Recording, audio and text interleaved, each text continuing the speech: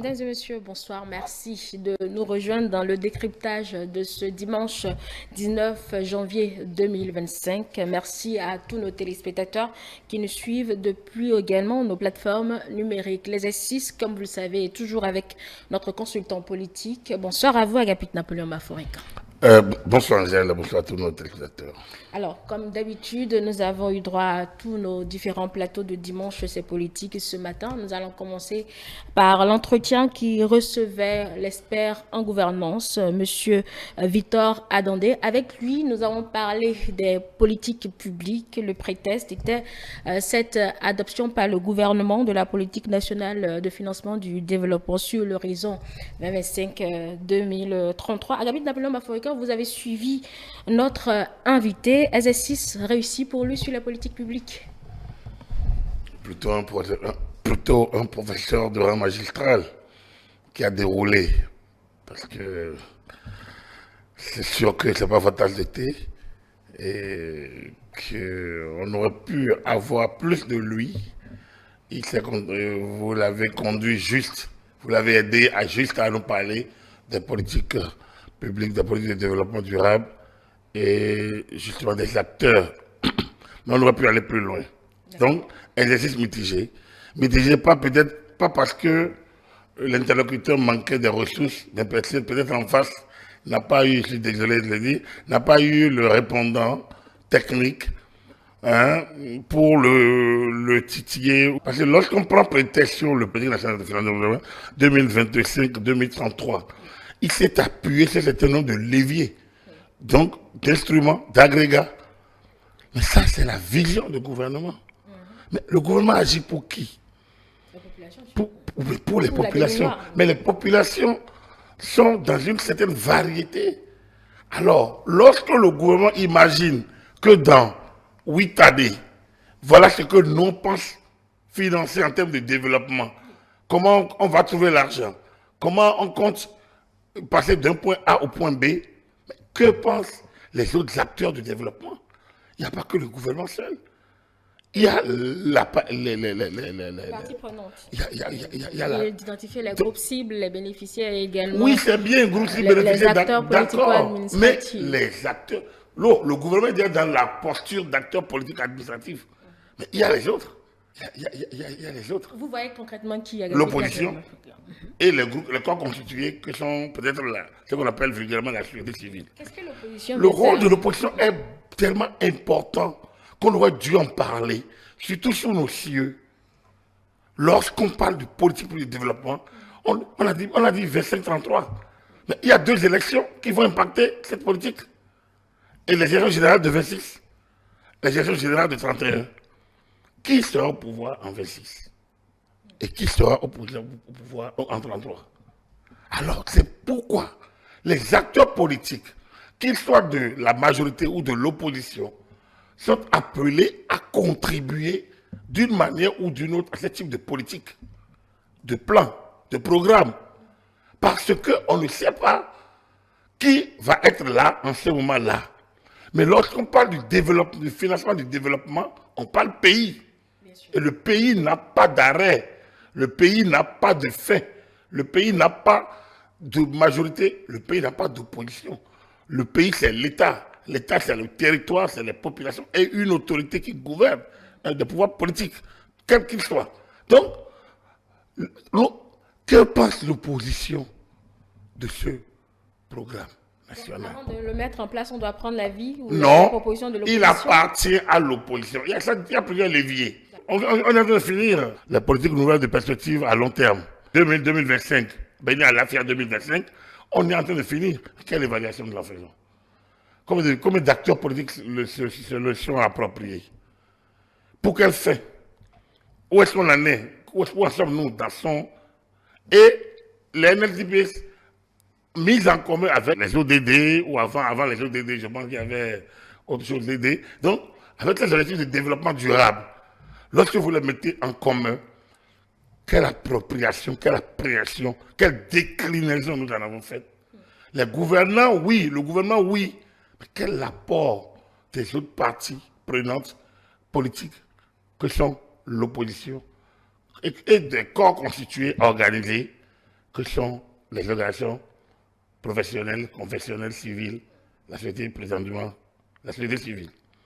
Donc, lorsque ces programmes sont déclinés ou sont rendus publics, ils doivent se nourrir de l'apport celui-ci, c'est sur 8 années. Donc, peut-être le gouvernement, je ne sais pas s'ils ont pu avoir les points de vue, mais ça peut être la vision générale du gouvernement, programme PHG1, PHG2, reprojeté au regard de certains aléas et des agrégats sur 8 années. Je n'ai pas lu le document pour savoir comment il a été.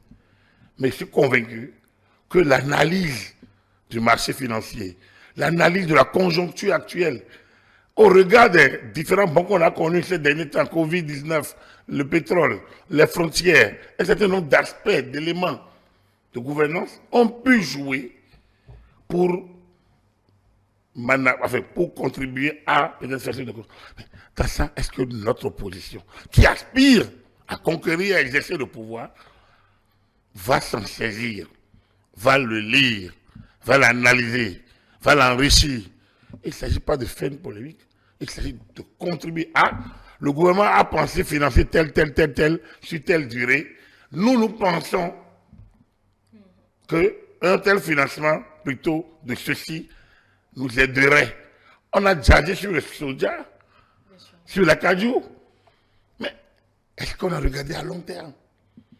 Le gouvernement, lui, il a les données. L'opposition n'en a pas. La position de l'exécutif lui permet d'avoir toutes les données. Donc, chef central de l'administration, le gouvernement a toute la main pour avoir toutes les données. Il appartient à l'opposition d'aller à la conquête des données, d'utiliser les siennes, de les croiser avec celles du gouvernement. Et l'opposition est représentée au Parlement. Avec les questions orales, les questions écrites, les questions, oui, ça lui permet d'avoir des informations. Justement, elle a la possibilité de réagir quand peut-être le débat d'orientation budgétaire survient. Il ne s'agit pas de réagir, il s'agit de contribuer. Il s'agit de contribuer, non de bavarder. C'est d'analyser et de produire du contenu. L'a-t-elle jamais fait? Nous étions ce matin dans la théorie. On n'était pas dans bien sûr, bien sûr, bien sûr. Donc, la théorie devrait englober ce principe-là. On est donc je veux rester dans la théorie. Donc ça devrait englober, on n'a pas de la science politique, on n'a pas de la sociologie politique. En fait, les deux. En réalité, on a plus parlé de la science politique que de la sociologie politique. On aurait dû l'intégrer ce matin. Parce que il n'y a pas une politique de développement sans l'analyse de l'environnement et des acteurs que nous avons. On a en sociologie politique les gouvernants. D'un côté, on a les gouvernés. C'est ça qu'on appelle la partie prenante bénéficiaire. Les gouvernants, ce n'est pas que le gouvernement et les institutions. L'opposition fait partie des gouvernants potentiels. Et donc, doit pouvoir comprendre que son rôle ne peut pas qu'être de critiquer, de commander, de jaser, de parlementer, de poser des questions, mais aussi de proposer. Parce que lorsque l'opposition ne s'est pas préparée à la gouvernance et qu'une conjoncture électorale l'amène, on a vu dans beaucoup de pays, les gens viennent au pouvoir, ils sont perdus. Parce qu'ils ne se sont pas préparés. Vous regardez au Sénégal aujourd'hui, les pasteurs, mais ils se sont préparés. Et la conjoncture les a fait venir. Mais eux, ils sont partis. Et ils ont travaillé sur des contenus. Et puis après, il y a ceux qui quoi, ils n'ont pas travaillé. La preuve, si vous écoutez le discours de Diomaye Faye ou de Sonko par rapport à la CEDEAO, à la France-Afrique, et aujourd'hui, vous les voyez, le discours a été édulcoré maintenant. Parce qu'il y a la réalité à laquelle ils font face. Ils n'avaient pas toutes les données. Bon, les accords de coopération, quand on y met fin, ça c'est pas... Les accords de défense, ça c'est le plus facile. J'aurais plus de base chez moi. Ça aurait été très facile. Mais il n'y a plus que ça. Donc, c'est vous dire que si c'est le gouvernement seul qui va gérer, lorsque ce gouvernement-là n'est plus là, c'est que ce programme est voué à l'échec. Parce que les nouveaux venus, qu'est-ce qu'ils font? Ils jettent tout. Oui, puisque chacun vient avec son programme. Mais chacun ne veut pas venir avec son programme. C'est le programme de l'État. Et c'est ça que je vous ai dit. Le NSPS, les nouvelles perspectives de développement à long terme, ont été conçues par le ministère, par l'État, mais le gouvernement. Sous l'égide du professeur Albert Thévouedre, du PNUD, je me rappelle Alfred, le le chef de file de ce dispositif au niveau du système des Nations Unies. Mais on est tombé, ça a été bien mis en place. Quand vous regardez Bénin à l'affaire 2025, c'est conçu pour nous mettre sur orbite. Il a fallu que Bolinaï arrive pour dire que ça va changer, ça doit changer. Il lui a fait recours, mais il l'a plus suivi. Il a plus suivi. Et quand Patrice Talon arrive, on était à 10 années de la fin, à moins de 10 ans de la fin. Lui, il s'en est inspiré en ajoutant les réalités de l'évolution. Le PAG1, PAG2, les NTPS ont grandi. Hein, grandi. Alors donc, on doit pouvoir intégrer ces notions-là et interpeller nos oppositions, normalement. Il faudrait que le gouvernement donne les moyens à l'opposition, chef de file de l'opposition, et que l'opposition se donne les moyens aussi de faire de ce qu'on appelle la redevabilité, de rendre compte, de produire du contenu. Voilà. Donc, cela a manqué. La société civile, les corps constitués, eux aussi. Il y en a, dans le même rôle en amont, enfin, en aval. Le oui, même mot oui, en aval. Après oui, en aval. Mais le gouvernement peut les intégrer en amont. Ça, c'est un autre problème. Le gouvernement peut décider de les intégrer en amont. Mais en aval, lorsqu'on sort ce programme, normalement, tous ces acteurs doivent se les saisir et contribuer à son enrichissement. Et parfois interpeller le gouvernement sur sa mise en œuvre. Parce qu'on a dit 25-33. Très bien. Dans 2 ans, le président qui a son programme, qui a le programme, a dit, ah mais gouvernement, mais vous aviez dit il y a 2 ans, votre plan à cette année, on devrait être à tel niveau de financement. On en est où? Voilà là où on en est. Et donc, ça permet, c'est un outil aussi d'évaluation. Donc, et de pression. Et la société civile, les corps constitués, c'est la même chose. Alors, on a beaucoup d'ONG qui reçoivent énormément de financement de l'extérieur. Oui, d'abord, ils respectent les logiques des PTF. autrement, il n'aurait plus Mais de financement. du point de vue captabilité, oui, captation hein, des principes et surtout des gains, on les cherche. Normalement, tout ça fait partie du financement du développement. Lorsque vous êtes une ONG qui s'occupe de la mère de l'enfant, il n'y a jamais une politique d'une ONG de la mère de l'enfant qui s'écarte de la politique nationale en matière de la mère de l'enfant. Lorsque vous êtes une ONG sur l'éducation, il n'y a jamais aucune politique qui doit s'écarter de ce que le... Donc, ainsi de suite. C'est dire que, normalement, c'est une cohérence, tout doit être mis en corrélation. Voilà. Et ces programmes sont là comme des boussoles. Mais, il y a l'appareil de tous ces groupes, et il y a l'appareil de certains cadres également, qui ne font pas le point, et qui empêchent, qui font que le gouvernant aussi n'interpelle pas les ONG qui ont des financements, alors que normalement, chaque année, ou bien période régulière, on doit faire le point. Vous avez reçu tel milliard pour telle action. Quelle action d'impact concrète dans le développement durable? On doit pouvoir poser cette question. Voilà comment une dynamique se met en place en matière de gestion. Les gens, tout le monde voit le gouvernement. Le gouvernement ne peut pas tout faire. Le gouvernement est au diapason, est à l'avant-garde, est au commandement. Mais après, tous ces groupes-là, et ce n'est pas à la veille des élections qu'il faut se lever, qu'on ne pas gesticuler. C'est à tout instant. Il faut bouger. Il faut bouger, donner de la voix, pas en termes de revendication nécessairement, mais en termes de production de contenu, et donc en termes de complémentarité de l'action publique. Voilà. Alors, vous dites que cela manque à Capitaine Napoléon Africain. Tout à l'heure, vous avez également demandé qu'on leur mette une certaine pression, pas que sur le gouvernement. Qui est censé se mettre cette pression si on reste toujours dans la théorie dont nous parlons? Pression sur qui? Sur les corps constitués qui doivent justement contribuer à l'élaboration ou à la mise en place de ces politiques. Il y a les médias. Lorsque le président s'attaque au gouvernement par rapport au soja et à la cajou, oui. Ça c'est du factuel. Le président n'a pas les données. Il ne peut pas donc faire de la démagogie. Parce que se prononçant sur un élément sur lequel le gouvernement, lui, a des données que lui, le président n'a pas. Or, si en amont, il y avait un travail qui se faisait, par rapport à...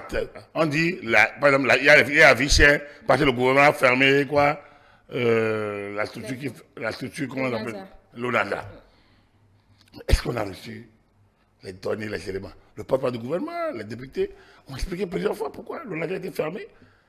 Mais quand on regarde ce que coûte l'ONASA, son impact sur la vie chère. Est-ce que quand l'Ouganda a existé, il n'y a jamais eu de vie chère? Il y en a eu. Les flambées, il y en a eu. Il y en a eu sur Kérékou, il y en a eu sur Togo, et sur Yaï.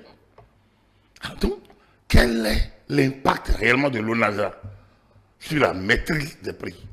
Et jusqu'à quand le gouvernement de la République démocratique du Bénin, je mets démocratique en griffe, puisque ce n'est pas notre dénomination, mais peut maintenir la pression sur les prix, les stabiliser dans un système libéral où nous n'avons pas tout, on ne produit pas tout.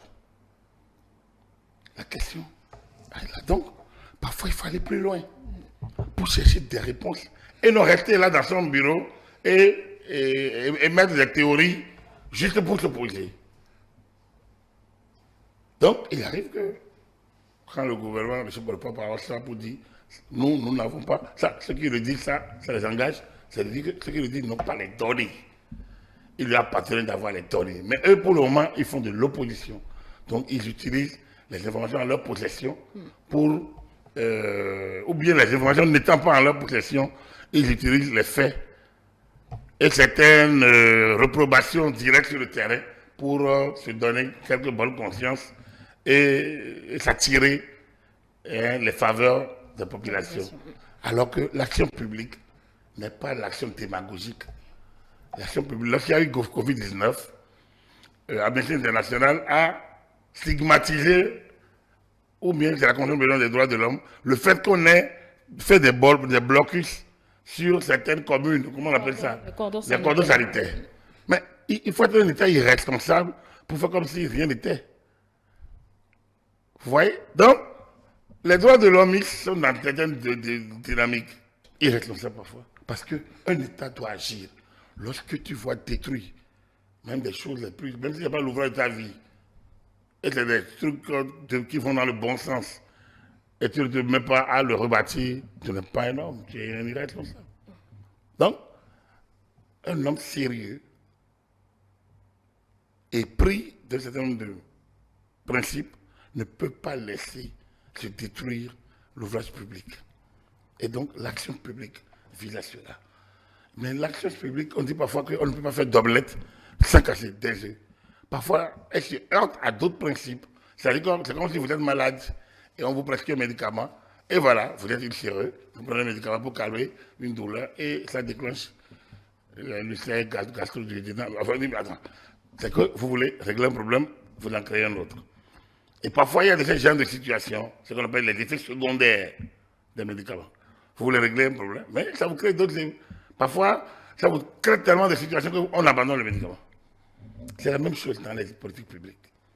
Et donc, le rôle des gouvernants, du gouvernement, de l'opposition et des corps constitués, c'est d'aller à l'information, de collecter les réserves sur le terrain, de les remonter à qui de droit. Et le rôle du Conseil économique et social, c'était ce rôle-là. Parce que le Conseil économique et social devrait remonter au chef de l'État un certain nombre d'informations qui ne sont pas rendues publiques, normalement. Et le fait que ce n'est pas rendu public a fait que pendant longtemps, on a cru que le Conseil économique et social n'avait pas un travail. Voilà. Donc, bref, voilà un peu. Il doit y avoir une dynamique d'acteurs. Une dynamique d'acteurs. Ceux à qui vous avez confié la maison. Et les autres qui sont les gardiens. Gardiens désignés, gardiens auto-désignés. Pour pouvoir dire, ah, la maison n'est pas totalement bien gardée. Hier, j'ai vu venir un étranger. Il était sur la porte. Des gens sont sortis des biens communs de la maison. Ah non, c'est pas normal. Donc, c'est le rôle de ces acteurs-là. Et il n'y a pas un moment pour ça. Et surtout, il ne faut pas attendre la veille des élections pour le faire. En ce moment-là, le message n'est plus audible.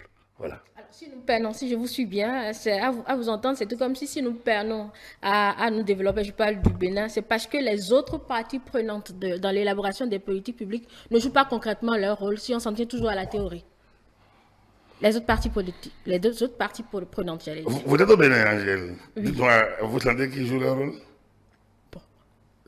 Je préfère ne pas avoir d'impression. Et c'est vous qui posez des questions. Je préfère ne pas avoir d'impression. Voilà, donc, non, ne joue pas. Ne joue pas parce qu'ils ne donnent pas le devoir, l'obligation. Il ne le faut pas. Tout le monde a envie d'être devant. Tout le monde a envie de décider et de critiquer. On contribue très peu. Tout le monde a envie de décider et de critiquer. On contribue très peu. N'est-ce pas? Parce que justement, dans l'opinion publique, ou bien dans la pensée commune, on a l'impression que tout est au gouvernant, rien pour les autres. Tout n'est pas au gouvernement.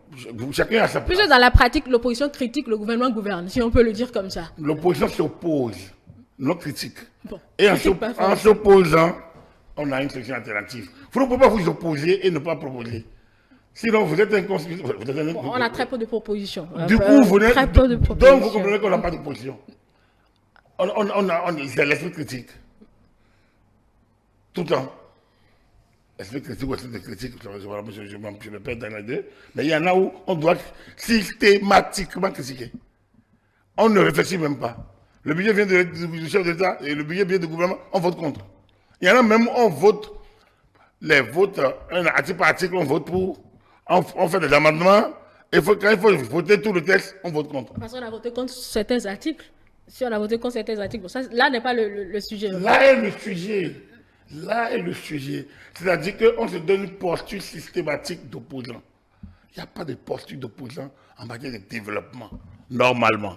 Et c'est pour ça que les systèmes, ceux qui pensent par régime unique, parfois n'ont pas tort. Moi, je le dis toujours, il n'y a pas un modèle unique, mécanisé. Les systèmes centralisés ont un contenu. Le débat se fait à l'interne par tout le monde. Et après, on soumet ça au vote d'une chambre où tout le monde est représenté. Donc, ça permet de recevoir les contributions de divers niveaux jusqu'au sommet. Le système libéral dont nous avons hérité, et qui est c'est le meilleur de tout, c'est bien. C'est le meilleur de tout. C'est ce qu'on a, on fait avec le temps de changer. Et en faisant avec, on y est. C'est-à-dire un groupe qui dirige et un groupe qui est à côté qui fait que. Donc il tire ce groupe qui dirige vers le bas, qui le tire vers le bas. Et du coup, une cacophonie ambiante qui d'année en année, et qui, ou bien de quinquennat en quinquennat, qui empêche de voir les choses clairement. Et on est là, et on tourne en rond, et les enfants grandissent, et ils prennent le pas, le pli, et ça continue, un peu comme ça, une cycle, un peu comme le serpent qui se mord la queue. Et on tourne dedans, et on est content, heureux, on fait la démocratie, ça marche, c'est le meilleur des systèmes. Hein? Enfin, c'est peut-être, la démocratie, c'est peut-être pas le meilleur système, mais c'est le meilleur des systèmes. Bref, mais on s'embrouille, on s'embourbe, on se perd dans une théorie qu'on a du mal à maîtriser.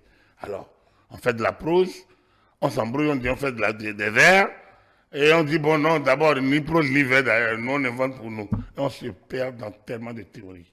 C'est ça, ce que nous vivons. Et donc dans ces conditions, le financement des politiques de développement vont souffrir. Lorsque il a tenté aujourd'hui, lorsque le gouvernement, le chef de l'État, enfin le gouvernement, fait une révision de la Constitution et fait en sorte que les histoires de ratification d'accords de crédit, là, qu'on puisse laisser le gouvernement agir directement. Quelqu'un n'en a pas raconté ici. Mais dites-moi, lorsque le gouvernement, avec tous les experts, le gouvernement de la République, avec tous les experts, vont aller négocier un accord, et l'accord est pertinent, et on a c'est pour faire développer. Mais est-ce qu'on doit bavarder encore au Parlement pour encore ça devrait aller. Tout le monde n'est pas convaincu. Mais c'est qui tout le monde? On a élu un chef de l'État. Bien sûr. On a élu un chef de l'État. Que le Parlement contrôle. Pour conduire les affaires. Oui, le contrôle. Il y a deux types de contrôle. Les parlementaires ne sont pas là où le gouvernement négocie les accords de crédit. Donc pourquoi ils vont. Si la seule chose qu'on peut attendre d'eux, c'est contribuer à gouvernement. C'est vrai, votre accord de crédit nous permet de faire ci, de faire ça, de faire ça. Quand moi j'étais chroniqueur parlementaire, beaucoup de députés faisaient ça. Mais au même moment, on dit ah, vous avez oublié Ketou, vous avez oublié Kouti, vous avez oublié Porte-Novo, vous avez oublié Adjara. Mais on ne peut pas développer tout le pays au même moment. C'est un peu, ça vient par ici, ça vient de l'autre côté. Et vous voyez les politiques de développement, c'est comme ça. Donc, on va au Parlement et on dit beaucoup, on dit qu'on est opposant et on profite pour faire d'autres débats. C'est bien, mais l'opinion qui suit, parfois est perdue. Parce que de quoi nous parlons? Et ça nous empêche de faire le vrai débat. Depuis quand? Dites-moi, quel débat sérieux de développement on a mené? Dans lequel vous avez vu tout le monde, les réseaux sociaux s'enflammer, un seul débat de développement. Bon, on n'a pas le temps que je réfléchisse. Il n'y en a pas.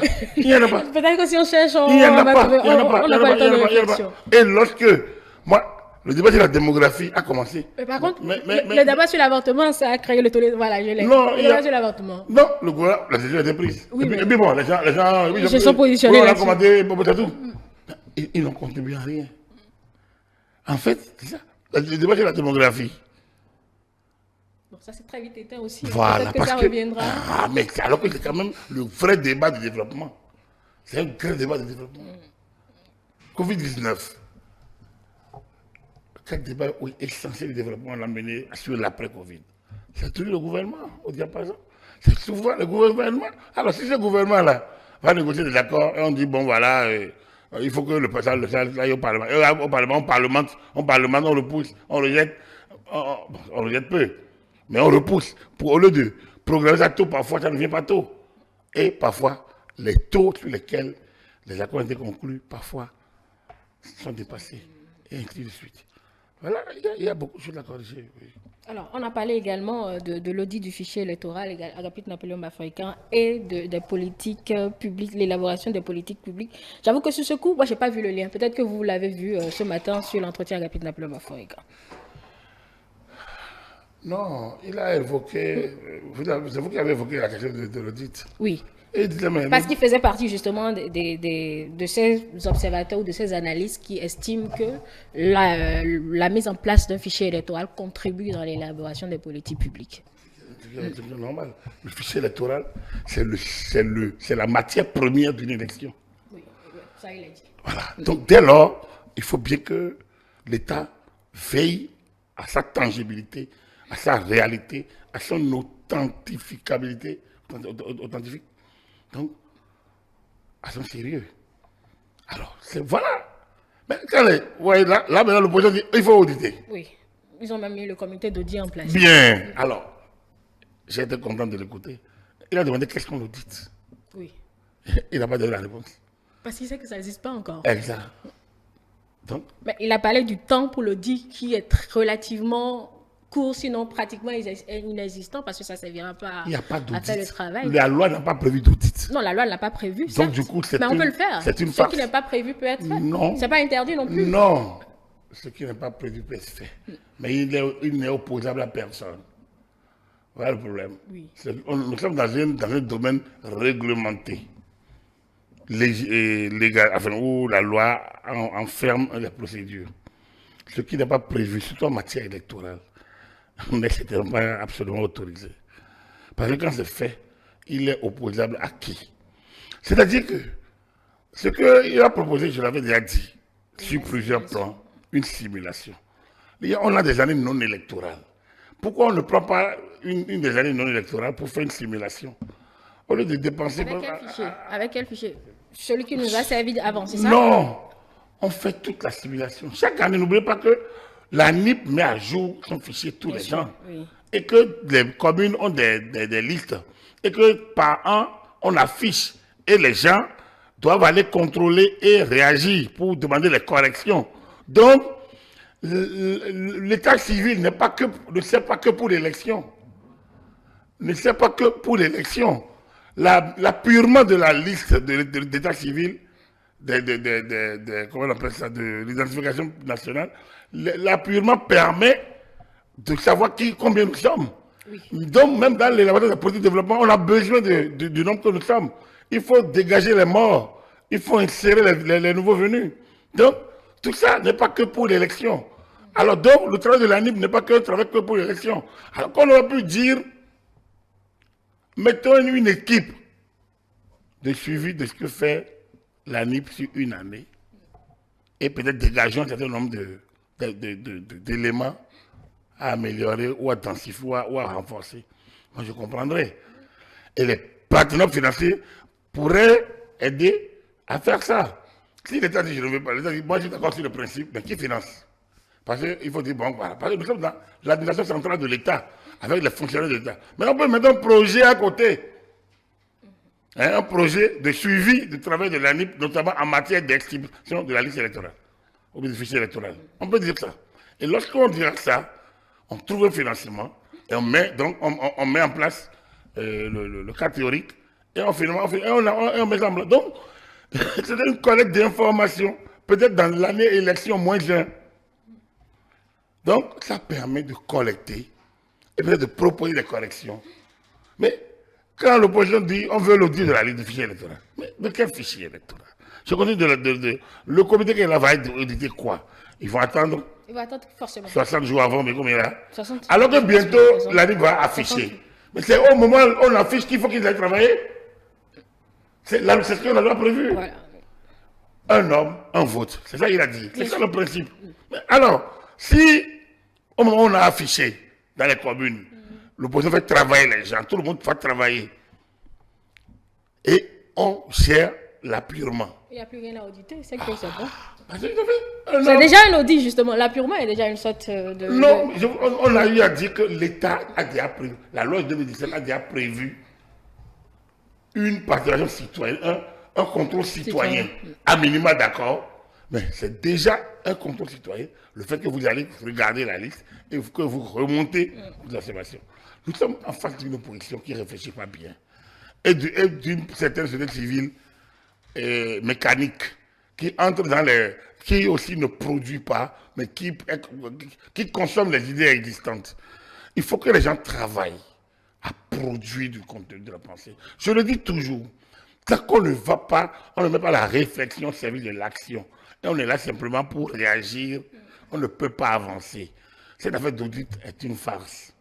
Ça ne contribue à rien, parce que le vrai travail est sur le terrain, c'est quand on va afficher les listes. Et le travail, c'est voici l'ANIP arrive à corriger ce qui est remonté, ce qui lui est remonté avant d'envoyer la liste. Donc la liste est envoyée, le fichier est envoyé à la Sénat. Il n'y a pas beaucoup de temps. Non. Mais on peut encore trouver dans les délais électoraux un temps pour faire de la simulation, si on veut, et on trouve le financement. Donc, voilà. Donc, on n'a pas besoin d'auditer. Maintenant, l'État, l'opposition peut faire une proposition d'amendement de la loi de 2017 pour que tous les ans, ou bien après chaque élection, ou bien à une élection -2, que qu'on audite le fonctionnement de l'ANIP et la gestion de la liste de l'exercice. Bref, je ne sais pas. Mais voilà, il n'y a pas eu une réflexion anticipatrice. Il n'y a pas eu une réflexion en amont. Il y a une réaction mécanique. Ah, nous on veut, nous on veut, nous on veut. Un peu comme ça. Ce qui vient à Agapit Napoléon Bafouakam, d'autant plus qu'eux, ils ont mis leur comité, que la mouvance dit qu'elle ne se retrouve pas dedans puisqu'il n'y a pas encore le fichier. Est-ce qu'on ne va pas se retrouver dans un environnement où ils estimeront qu'ils ont fait un audit et que la liste électorale n'est pas conforme et puis voilà, on ne peut pas aller aux élections? Nous avons un organe des élections, nous avons une loi, on a une constitution, on a un code électoral. Ce truc-là n'est pas dans le code électoral, donc ça ne bloquera rien. D'accord. Ça ne bloquera rien. Et la Sénat est en place. Les autres institutions, la Cour constitutionnelle, la Cour suprême, sont là. C'est eux qui sont les organes centraux de la gestion des élections. C'est comment ils manipulent l'opinion, la question. Oh, l'opinion. On en est là. L'opinion. Bon, si quelqu'un ne va pas voter, on votera à sa place. On décidera de qui est le chef d'État à sa place. On décidera de qui est le député. Non, quand vous le dites comme ça. Non, mais je suis désolé. C'est tellement. C'est-à-dire qu'il n'y a pas qu'un groupuscule agite des idées et qu'on dit que c'est démocratie. Non. Ils sont libres. Le chef d'État leur a proposé, ils sont libres. Justement, le chef de l'État a promis. Le chef d'État. Donc, dans une certaine mesure, il sera obligé de prendre en compte ce qu'ils auraient fait. Le chef d'État n'intervient pas dans l'organisation des élections. Non, mais il a donné autorisation pour qu'il fasse l'audit. À l'ANIP. Oui. Oui, l'ANIP. L'ANIP a de son ressort. Oui. Le fichier électoral, ce n'est pas l'ANIP qui gère, c'est la Sénat. Oui. C'est ça le. Mais c'est elle qui met en disposition. C'est la Sénat qui selon gère, un processus que la loi a prévu. Oui, on connaît le processus. Et dans le processus, il n'y a pas audit. D'accord. On a fait déjà ce débat sur un autre plateau. Oui, mais il faut que vous compreniez que ce n'est pas un débat, ce n'est pas à accepter ou à ne pas accepter. C'est quand la loi s'est écrite blanc sur noir là, il n'y a rien d'autre qu'on peut venir. Même la condescendance des chefs d'État ne change pas la loi. Donc, ce qui peut changer la loi, c'est la révision de la loi. Donc, il appartenait aux acteurs. Quand le chef d'État leur a donné l'autorisation, son accord, d'aller analyser la matière en question. Qu'est-ce qu'on veut auditer? Quand peut-on le faire pour que ce soit entre dans le corpus. S'ils arrivent à le faire dans le temps, c'est tant mieux. Mais eux ne bloqueront pas le processus. Ils n'ont pas qualité, ils n'ont pas vocation, ils n'en ont pas les moyens. Ils ne bloqueront pas le processus. Donc, en classe, c'est une pomme empoisonnée, si je peux me permettre l'expression. C'est à eux de savoir. Vous savez, quand vous donnez un droit, il faut analyser les contours de ce droit et les conditions de jouissance du droit. C'est de la paresse intellectuelle qui fait qu'on ne va pas plus loin. On est paresseux. Parce que je le dis, les gens ne travaillent pas leur ménage. Ils ne travaillent pas. Il y a une paresse intellectuelle qui fait que les gens répètent certaines choses mécaniquement. Mais quand même, mais si les autres, vous connaissez comment les fusées ont été faits, les avions ont été fabriqués, les navires, vous savez comment tout ça là. Puis si les gens étaient là assis à ne faire que consommer l'existant, à quel moment ils vont créer ces choses? On est trop condescendant, douillet, assis, on exige, on veut audit. Audit de quoi? Le projet posé là tout à l'heure, audit de quoi? Et comment? Donc, on a mis d'abord l'idée, et après on va réfléchir. C'est une manière nègre. Ça, c'est de la négritude. Vous avez l'illumination à C'est une manière nègre de penser. C'est-à-dire que, vous savez, comme je dis toujours, nègre n'est pas noir, c'est nègre en quelque chose qui est noir, qui est flou, qui n'est pas clair. Donc, je ne peux pas dire nègre, c'est pas la race noire, non. C'est la race qui ne veut pas voir les choses et faire les choses clairement. Je pense à une digression. Hein. Oui, j'explique. Non, c'est pas une digression. J'explique pour dire que c'est une manière nègre de fonctionner. C'est de la paresse que de ne pas penser que lorsque vous parlez d'audit, vous devez voir clair dans le système. Ok, la liste, le fichier est à tel moment. À quel moment nous on peut agir? C'est ça, il fallait faire. Maintenant, peut-être que ça aurait été une grande digression si pendant que nous parlons ici, ils ont déjà réglé cette question. Ce serait tant mieux. Mais s'ils ne l'ont pas réglé, c'est tant pis. Parce que rien ne rentrera pas dans la loi. La loi n'est pas amendée. Peut-être à moins qu'elle le fasse, à moins qu'elle le soit dans les prochains jours. Sinon, le processus est connu, il est mécanique dans ma tête. Et dedans, il n'y a nulle place pour le dire. Si ce n'est pas les corrections qu'on doit faire lorsque la liste est affichée. Merci à vous, Agapit Maforican. On va s'en arrêter là pour la question des politiques publiques. On retiendra essentiellement que l'opposition et également les corps constitués ont un rôle majeur dans l'élaboration de ces politiques publiques. Quand le gouvernement sort son document, ils ont l'obligation de travailler là-dessus afin que cette contribution soit donc commune. On va embrayer sur le second sujet qui a été débattu sur le plateau du duel ce matin. Agapit Maforican, il s'agit de la question des Vodun et du troisième mandat. On a entendu cette semaine le porte-parole du gouvernement venir là-dessus une nouvelle fois puisque la question lui a été posée. Finalement, moi, je vais vous poser cette question. Pourquoi s'en défend-il autant? Je dois l'avouer que, à mon avis, il fallait laisser les chiens aboyer et que la caravane passe. Pour moi, parce que le chef de la... Donc, je suis totalement d'accord avec vous. Franchement, moi, la dernière sortie du porte-parole du gouvernement qui veut dire encore qu'il n'y a pas eu de troisième mandat, je trouve que c'était de trop. On n'en a pas besoin. L'interprétation de Hazard, peut-être. Hazard est citoyen. N'oubliez pas qu'il fait partie d'un comité mis en place par le gouvernement. Il n'y a pas d'élection en 2025. Non. Donc, Hazard est un citoyen. Le comité a réagi pour dire que ça n'engage que lui. C'est incident clos, on ne peut passer à autre chose. Le comité a pris ses distances. Mais je ne sais pas pourquoi on fait arroser le baudet, pourquoi on tire à... Moi, je trouve que Hazard est libre de dire... Parce qu'on est suspicieux, c'est ça l'expression. Oui, enfin, on n'est pas respectueux de la pensée des autres. Il n'y a pas de fumée sans feu. Hazard n'a pas respecté la logique du groupe. Il n'a pas respecté... Normalement, ayant été membre de ce comité, il devrait s'empêcher de donner des avis privés. C'est encore trop chaud. Après, il est un prêtre phare. Il est libre. Donc, il faut que Hazard choisisse peut-être d'être dedans et de s'obliger à une discipline de groupe ou d'être dehors et d'avoir sa liberté. Mais après, l'interprétation du phare relève des prêtres phares. Il en est un. Et donc, chacun prend. Dans ce qu'il a dit, n'est pas en contradiction avec le signe. La prospérité. Quand vous regardez, on dit que c'est un bon signe. Qui est au commandement de l'État? C'est le chef de l'État. Si tout marche, on ne cherche pas une équipe qui gagne, dit-on. Donc, s'appuyant sur ça, mais ça, ce n'est pas du phare, ça. Ça, c'est la logique politique, ça. Donc, il ne faut pas qu'on mélange les deux. Il faut qu'on mélange les deux. Moi, je suis d'avis de ceux qui pensent qu'il faut écarter le TOFA de Vodou Days et lui trouver peut-être un moyen. Le TOFA, l'État n'a pas à se mêler, à mon humble avis, du TOFA. À mon humble avis, du TOFA. Parce que nous sommes dans un pays laïque. Le TOFA, le FA est déjà, de toute façon, dans la consultation, on n'est plus dans la culture, on est dans le culte. Donc, dès lors, il faut se séparer. Il faut se séparer. Et je ne crois pas, moi, au TOFA. Parce que j'estime que nous sommes des cultures différents. Et l'égrégore national n'existe pas encore. On ne l'a pas encore créé. Il faut qu'on travaille à le créer, c'est-à-dire la symbiose.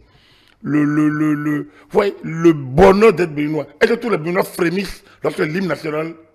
S'il y en a qui. On n'a pas encore créé cet environnement-là. On n'a pas encore créé pour que notre destinée soit si ensemble et qu'on puisse faire le phare en notre nom. Maintenant, la résultante, moi je ne sais pas comment ils font. Est-ce que c'est de la résultante des facs qu'on fait de la Takora au Koufo, de la Donga à la Libori, du Borgou à l'Ouémé, donc si c'est ça, et chaque groupe ethnico-région et après on essaie de peut-être. C'est ce qu'il faisait justement. Si le gouvernement a dû récupérer, c'est parce qu'il y a une certaine cacophonie et il mangeait pratiquement le nez sur la question. Trouver un mécanisme. Le gouvernement peut canaliser sans vraiment s'y mêler. On ne voit pas le ministre là, c'est entre eux normalement. Mais après du moment où ça vient perturber notre fête, moi je dis toujours, pourquoi on n'a pas parlé de succès de Vodou Day. Et pourtant, pour moi, c'est quelque chose de fondamental et qu'on doit analyser et nous reprojeter pour regarder le festival des marques de Porte-Novo, comment les rendre aussi éclatantes, et ainsi de suite, la Gani. Comment nous trouver. Moi, je voudrais, ce qui m'aurait fait plaisir, c'est qu'on puisse passer du temps, comment on va gérer le flux. On a parlé de ça la dernière fois, le transport fluvial. S'il pouvait faire une sorte d'analyse de marché pour voir si il y a une possibilité qu'on ait un peu les navires, un peu de Cotonou sur Grand Popo, qui nous arrêtent à Ouida, on va créer. Enfin, on se reprojette dans 10 ans de Vodou Day, on se reprojette dans 20 ans de Vodou Day. Moi, ça, j'attends ça, c'est ça que moi. Mais le TOFA n'est pas déterminant. Le TOFA n'est pas notre constitution. On ira aux élections pour élire le chef de l'État. C'est pas TOFA ça. Donc, pour moi, le plus déterminant n'est pas le TOFA. Pourquoi le faire? Bon, peut-être que vous n'êtes pas prête du FA, mais je suis obligé de vous poser la question comme ça. Pourquoi faire un TOFA alors? Moi, ça sert à quoi si ça n'est pas déterminant? Le FA est une. Le FA, c'est une science. Oui. C'est de l'art divinatoire. Il y en a qui y croient, il y en a qui n'y croient pas. Mais là où c'est plus proche quand même, vous voyez, lorsqu'on parle des chiffres, oui. Vous voyez le mécanisme, il est plus proche de la science. Il est plus proche de la science. Mais est-ce qu'on peut mettre le destin? Notre frontière finit où? Commence où? C'est une frontière artificielle. Oh, l'être que vous êtes, moi, vous, nous sommes différents. Quand on dit Agapit Napoléon Mafori, quand on voit qui il est, il ne changera pas. Il vieillira. Il va apprendre. Donc, mais c'est lui. L'ADN, c'est ça. Donc, le FA, c'est d'abord un individu. Le FA, c'est son action. Le FA, c'est l'avenir lié à son environnement, à lui. À sa famille, peut-être. À son environnement professionnel, peut-être. Mais le TOFA, c'est tout le pays. Le pays est vaste, le pays est multiple, le pays n'existe pas du point de vue masse, esprit. Est-ce qu'il y a un esprit du Bénin? Est-ce qu'il y a une âme du Bénin? Non. Donc, c'est complexe. C'est complexe. C'est pour ça qu'il faut que moi je laisse le soin aux organisateurs de réfléchir encore sur ce phénomène. Peut-être que j'ai dit n'importe quoi, ils n'ont qu'à m'excuser, mais ils ont qu'à réfléchir réellement pour trouver le bon ensemble. Mais pour moi, Kofi Aza a manqué seulement au devoir de réserve. Ça, si moi j'ai un tour à lui, il a manqué au devoir de réserve. Le reste, c'est son problème à lui, puisqu'il interprète une science, un art dans lequel il est maître. S'il fait mauvais interprétateur, c'est un problème. Donc, je ne rentre pas dans ça. Mais l'État n'est pas engagé par ça. Donc, l'État n'a pas à se mêler de ça. L'État n'en a que faire. Tout le monde sait qu'on ne va pas aux élections en 2025. Et tout le monde sait que pour aller aux élections, pour diriger chefs de l'État, c'est dans les urnes. Tout le monde sait ce qu'a dit notre Constitution. Donc, du coup, franchement, je ne vois pas pourquoi on gesticule. Pardon? Si on a envie de modifier, on n'a pas besoin d'attendre des femmes pour modifier la Constitution. C'est au Parlement que ça se fait ou bien devant la population. Est-ce que ça a fait polémique? Si ça a fait polémique, pardon, est-ce que c'est pas parce qu'un peu il y a trop de pression, de suscitation de troisième mandat que les gens commencent à être agacés par ça? Il faut qu'on avance. Il faut qu'on avance. Si Patrice Talon veut prendre son mandat, un troisième mandat, il prendra. Parce que la peur de demain, l'incertitude, l'environnement dans lequel nous sommes aujourd'hui, la sous-région. Regardez, mais on est dans un environnement géostratégique, politique qui inquiète. Tous les voyages sont au rouge ou à l'orange. Le Bénin fait office d'îlot de paix dans un environnement général de guerre.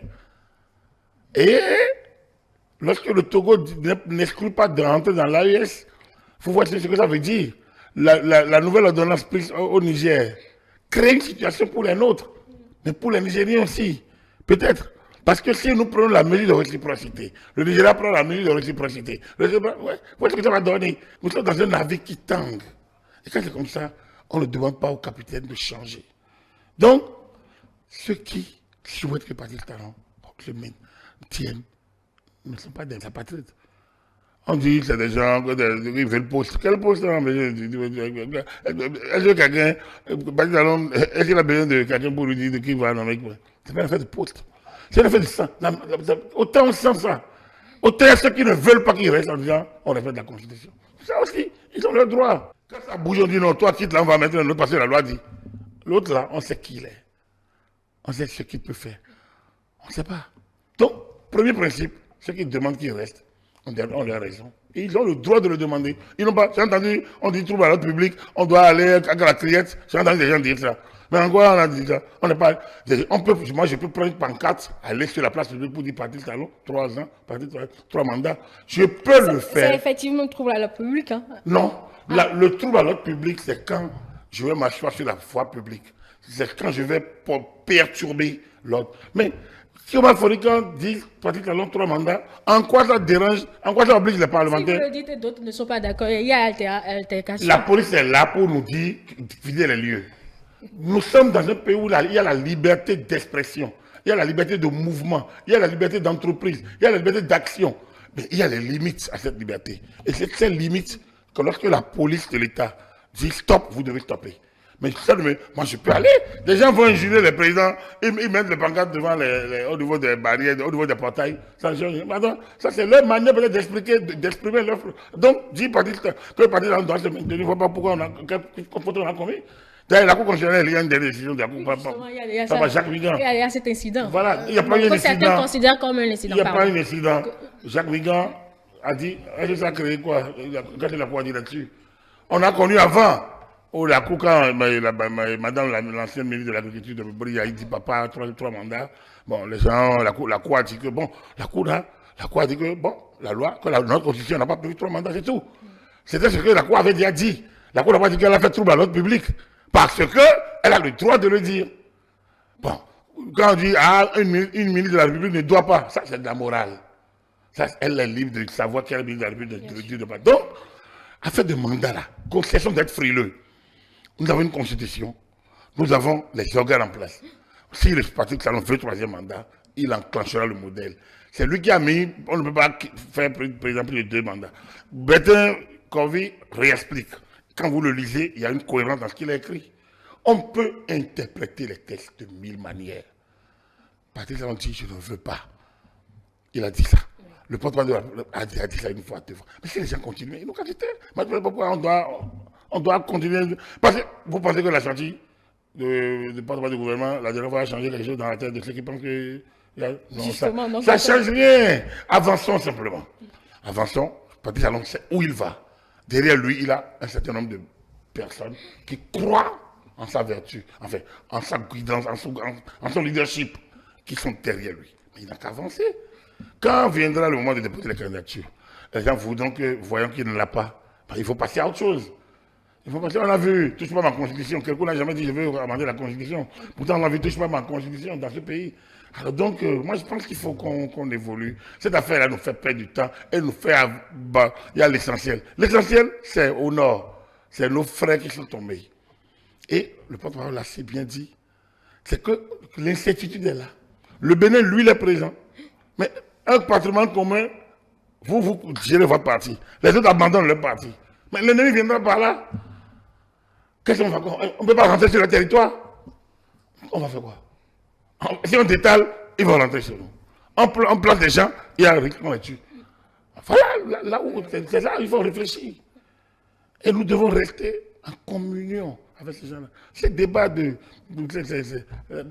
je vais dire, la chamaille politique personnelle. Nous avons le don de nous écarter de l'essentiel. Exactement. C'est une journée où on a fait beaucoup de succès. En même temps, les gens tirent sur nous, ils ont tué.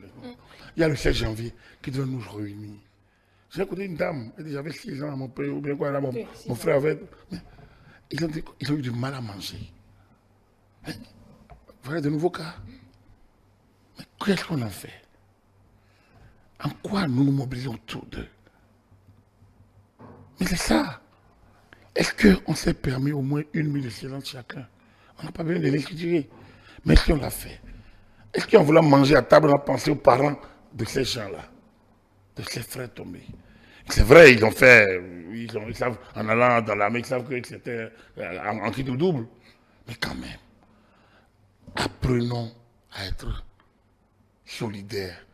On n'a pas besoin de caméras pour ça. Apprenons à nous sentir. C'est pour ça que je dis que le destin national, les grégores nationaux, travaillons à le créer. Lorsqu'on l'aura créé, vous allez voir que le TOFA, ça va circuler dans l'adrénaline de chacun. Parce que dès qu'on va dire ça, chacun va sentir les choses. Mais quand on ne sent rien, le TOFA reste artificiel. Il reste construit de Bokonon, de spécialistes, mais qui ne prend pas en compte le volet artificiel de l'existence d'un État. Le volet artificiel.